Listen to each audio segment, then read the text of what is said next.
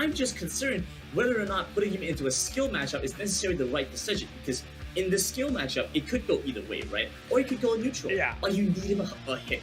And putting him in that position there, I'm not sure is what you want. Like, that's the thing. Are we just going to see a skill check that possibly backfires here? And at that point, does that take all hope out the window? We'll have to see. But nonetheless, we're getting ourselves into game. Final pick 2, we didn't get to see it. It's actually going to be that Orianna once again here for Team Volley. We saw it a little bit during the semifinals, and I'm genuinely interested. What are we going to be seeing as far as lane assignments? It looks like, are we just seeing an Ari up in that top lane and they're just going to play it like that? Okay, I'm a lot happier with Ari in the top lane. It does seem a little bit strange, a little bit suspect going against this Akali, but you have generally good wave clear, which is going to at least allow you to be able to keep the Akali back. Okay, Go is in for the EXP. I can respect that. Right, you never want to be behind EXP. I'm not sure the value of Flash for the creep there, but I'm gonna go for it. Hey, you got to take those risks. You got to. Like we said, you can't give Volley a single step. All right, you just got to hold the ground here. That seems to be the play. But again, that early harass coming out. Level 2 finally hit here for Jess, so is able to actually get a combo out, but unfortunately is starting to lose a little bit out when it comes into the matchup. We'll keep tabs of it, but here we go. You know what time it is. It's 1 minute on the clock. Do we start to see the invade? We already see that ward actually being put down on the red buff, so looks like it's just a buff to see whether or not they're going to be able to brush that down, but I already see that Orianna looking to hug toward the bot side of the map, but no, they're actually not going to go for the invade. Yeah, actually turning things around. They're going to go for something a little bit different. That being said, MSUONG is abusing Jess in the mid lane right now. I think Jess has had a slightly too easy time against Orianna so far. He's a little bit unsure of exactly what they're capable of. And interesting thing to know as well, he started his 3rd spell, his shield, level 1 against the Zed, so he could walk up and look for more aggressive trades. And this is panning out very well for him right now. Actually goes for the invade. But like you said, goes for the Raptors, goes for the player, and looks for their Mumu kill. Isn't able to find it, but still, good invade. They're still sticking around. You take a look at that mini-map, they still have vision of that Amumu, so they do know where they are. Jess, unfortunately, getting poked out so hard in lane pretty much makes it so it's impossible to try and go for a possible play there, and even MSUONG actually wanted to try and go for a kill, maybe got a little bit too aggressive, but doesn't get taken down. But there you go, back into this jungle domination, it seems, here from the side of Volley, as that's again another scuttle secured, and both scuttles are actually picked up here. That's a nice chunk of gold and experience. Yeah, you can see that Lee Sin is actually moving very far ahead in terms of EXP. In fact, more EXP than the Ahri is in lane. So that gives you a pretty good idea of what we're kind of seeing right now. And once the Dragon's Rage is available, the Amumu starts becoming a lot weaker, isn't going to be able to find a lot of the same opportunities they were going to be able to find otherwise. Laners starting to hit their level 5 mark now, should be seeing a little bit of action, a little aggressiveness come through with this ultimate available. Ulti's available, and oh, there you go. Q comes out. Ultimate use just for the reposition. Actually does get the charm actually underneath tower, and that's some decent damage. Gaming going a little bit too aggressive into the crowd. In comes the Lee Sin underneath tower. Lands the Q. Going for the kill. Gets the kick. The smite is there, but the turret will trade 1 for 1. So it's not the end of the world there, but you do see that aggression toward the top side of the map. This time, when that squishy Ahri's picked up, they say, all right, if you want to go for this, we're going to camp you. Still going to be able to crash the wave into the turret. So this means that Inspire is going to be losing out some gold, going to be looking at losing out some EXP. VY definitely not going to be all too happy about that. He gets at least a return kill, so it's not the end of the world. But at least losing that much is going to be a bit painful for him. Jess still trying to hold on into the mid lane right now. The Zed versus the Orianna matchup is a little bit difficult for the Zed up until he gets the items that he needs. But now with the Ghost Blade and maybe even the Dust Blade available, should be able to start killing the Orianna with a little bit of support. Might be difficult to do it outright, to just try and one-shot the Orianna, but maybe with 1 or 2 combos to lower her health first, could start doing that. And once the Orianna is under this kill threat, they could start rotating down bot side. Because frankly, I think holding onto the mid lane and trying to just keep shoving in the wave isn't going to work out this game. Yeah, you can see already that aggression already starting to seep through when it comes to the Akali. Again, push in the wave, goes for a quick roam, get some vision down. But it's kind of similar to what we saw during the game here for Inspire, where they were kind of patient during their semifinal. But again, this bit you mentioned, hey, for the Zed, it can be a rush matchup. It's starting to look really rough in this mid lane. Just losing out in gold, losing out in EXP, not able to last hit. I mean, you still have some of the residual gold, but it's painful to not be able to pick up much more. And meanwhile, Dragon is up. It's going to be an Ocean Drake. Could be a nice little addition, or it could just be a means to get rolling towards the Dragon. I do want to say that I see a lot more priority around the Rift Herald instead, though. This Dragon play could be a bit of a bait if they go for it and the Amumu is nearby and ready to try and stop this. If they could go for the Rift Herald instead, I would say that's the safer play, but still going to start it up. Yeah, you still got 45 seconds actually on that Rift Herald. We do see, though, Jess considering going for the roam, but they do have good vision being laid down here. That was put down only about a minute ago from the Orion. That's a flash forward, though, coming up for the Mumu. Bandage Toss is not going to connect. Jess, though, is going to get the ultimate, able to dodge away from the Sonic Wave. And there you go. It's actually a trade back here as they're able to find the one kill. Jess able to take it down and also avoid the Shockwave. So no Shockwave being available. This should be Indonesia able to find the fight, but in comes the Akali over the side of the wall. Just has to force the flash out over as well. It's the double kill, and they're going to keep on going. And just like that, you thought you were safe. You thought you had nothing to worry about, but VOLLEY strikes again. Opal, I have to admit, the second I heard you say the Akali comes in as well, I just knew what was going to happen. My jaw dropped. I watched that fight play out like a picture-perfect movie for VOLLEY there, because we called it out. We said that Dragon might be a little bit too ambitious. It's aggressive going for this where you don't have an idea where the Amumu is, but the Akali is there, comes in for the cleanup. They pick up the Dragon. It honestly plays out so well for VOLLEY, despite what felt like perhaps a bit of an overreaching move. Now they go for the Rift Herald, and I don't think you have any way to stop this because Ultimate's coming back available on the side of VOLLEY, whereas with Inspired, they don't have those big ultimates just yet. The cooldowns on those are so long, especially on the likes of the Amumu, especially on the likes of the Zed, where they have to kind of wait it out until they get some cooldown resistance before they're able to look for these big plays. And you see here, it's just the steals coming on in. Unfortunately, this poor Mumu. There is going to be a collapse, though, coming out as that Ari's nearby. The Lee Sin able to get over to safety. Jesco gets in onto the death mark and is able to find the kill. In comes the Akali, but still not able to land that shuriken. Nice and collapse. again, it's one of these situations where VOLLEY goes for that big invade onto a buff on spawn. But they are starting to get caught out, but they just don't get punished for it.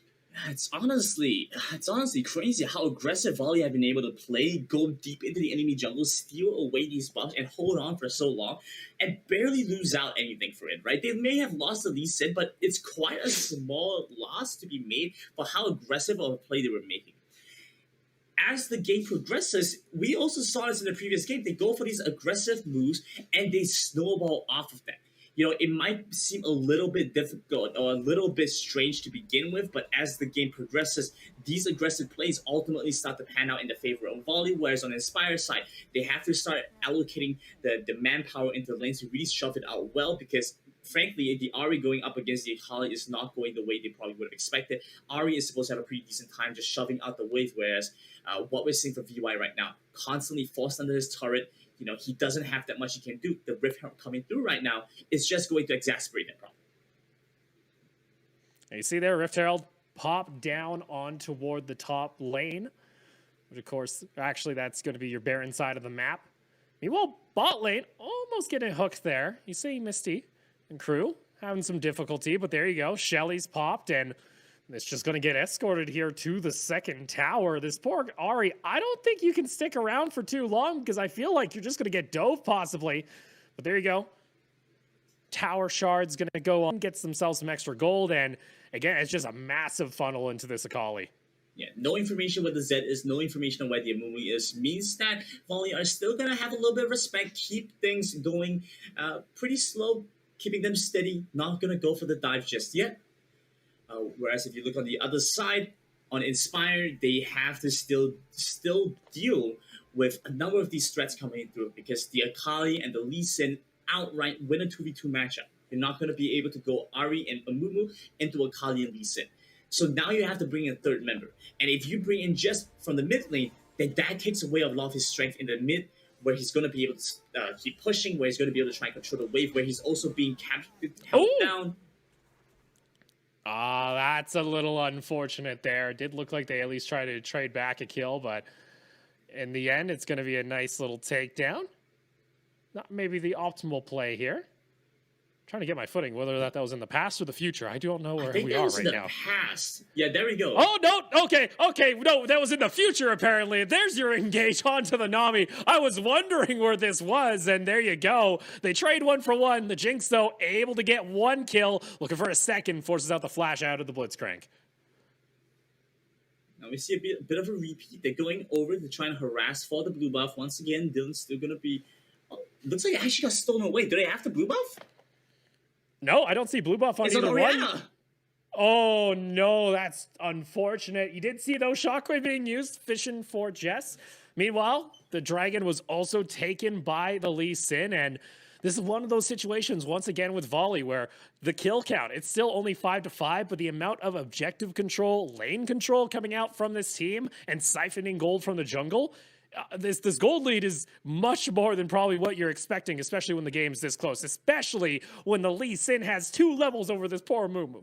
Right, I mean, you might be even in kills right now, and that, of course, was just broken, but you might be even in kills, but honestly, the disparity in terms of gold, in terms of in terms of the levels, is massive, and you have all these additional effects coming in from the likes of the Rift Herald, from the Dragons, right? Having stacked 2 Dragons already, and now they're continuing to pick up these turrets. Whereas on the side of Inspire, they've barely been able to find good damage onto 1. They haven't even been able to take down the first turret over in the Baron lane side. They got good damage onto it, but it's not down just yet. Meanwhile, second tier tower is going to be completed now by the Akali, so there you go. More gold. I keep seeing little glimpses of the scoreboard, and I just want to see, but unfortunately, I don't think it spells out too well here for Inspire, as, again, it's right around this 9 to 10 minute mark where Volley just picks up the pace and they do not slow down. You even see MSUONG looking for a possible Shockwave fish there. Keeps on putting it and actually pulls the trigger. I don't think they actually caught out the Ahri. We'll see here in just a quick sec. Not the case, actually. Able to avoid it, but still that pressure looming from Volley. Difficult situation for Inspire. They're going to have to try and deal with this the big threat of the Orianna alongside the Akali. And the fact that we're seeing Amumu getting chunked out that much off of those few hits is starting to become a little bit problematic. At this point, this is a common thing we're starting to see where this poor team is just stuck in their base and they're not able to leave. It's going to get to this point where, again, the gold just kind of gets siphoned out via the jungle camps. You look at the map right now, what is there for the side of Inspire to take? They can't really push forward. They're going to try for this blue buff, but again, rather risky once this mid lane gets pushed out once more here by Misty, and they can just, again, group up for a possible Baron play. Yeah, blue buff wasn't even up, by the way. Now that it's up, we immediately see Volley walking back in, looking to try and contest for this. Amumu is nearby as well, so they have kind of vision. They have some kind of vision. They have a little bit of information where they are. They can try and flank them off, taking the jungle once again, denying Amumu from any golden EXP here. You saw there. Unfortunately, looks like the 1v1 up in top lane, just trying to avoid the damage. It's not going to happen, though, and that 1v1 goes in favor of the Orianna. It's also now going to be Baron started up here on the side of Volley, and they can always backtrack. Let's see, does Dylan try and find that miracle play like we saw during the semifinal? It's one Mumu against the world. And unfortunately, the world strikes back here as Misty onto that Baron, going pretty low with the Jinx. But there you go, Baron buff secured on the side of Volley as they can now look to close out Game 2 and take this match to match point. Not even 15 minutes yet, and they're already looking to try and end things off. MSUONG the entire time was able to keep split pushing, was able to bring the wave and corral it up to the top side. Great shot coming through, lands onto the big 2 carries on the side. Inspire takes down one and sends the other running back to base. There you go. It's 3 waves, 3 lanes being pushed in at the same time. And the collapse of the base of Inspire is imminent at this point, as unfortunately there's nowhere left to run. You're only on the fountain. Hooks come out, but there you go. First tower goes down, second one in mid, third one on the bot side of the map will follow.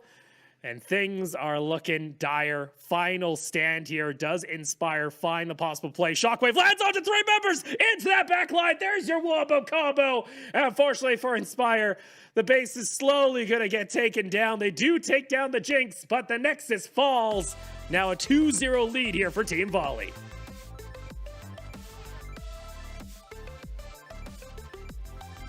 You know what, Opal? I feel kind of bad for every team that was playing Group A on day 1. Right. Volley are the alpha predator. They are at the top of the food chain, and you help them into this tiny room with a bunch of other teams. They kind of eyed them down and said, yeah, no, we're gonna go undefeated. In fact, we're gonna make it our mission to go undefeated in the entire Pentaboom competition. It's looking like this, so that is scary to say the very least. And for Inspire, all right, what do you got? What